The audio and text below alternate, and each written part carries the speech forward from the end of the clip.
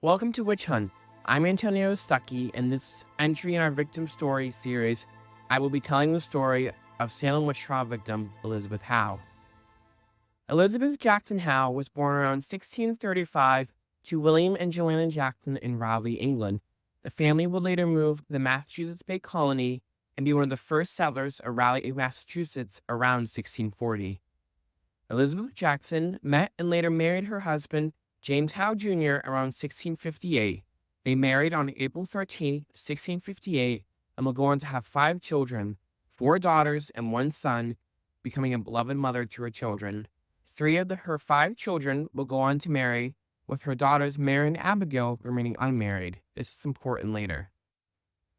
Elizabeth lived in Ipswich alongside her neighbors peacefully until around 1682, when the parents of Hannah Curley accused her of bewitching the daughter.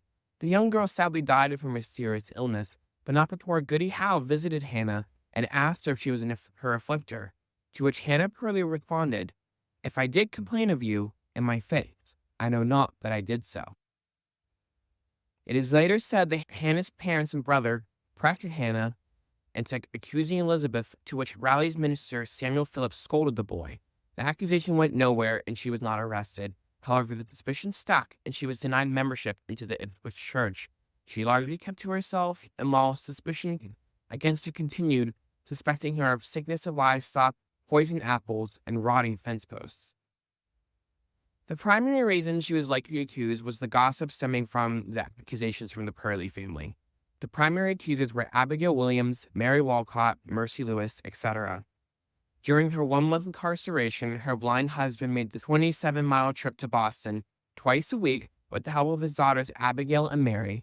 At her grand jury and trial in late June of 1692, 13 people testified against her, with 6 people speaking to her good works, conscientious in her dealings, faithful to her promises, and Christian-like in her conversation.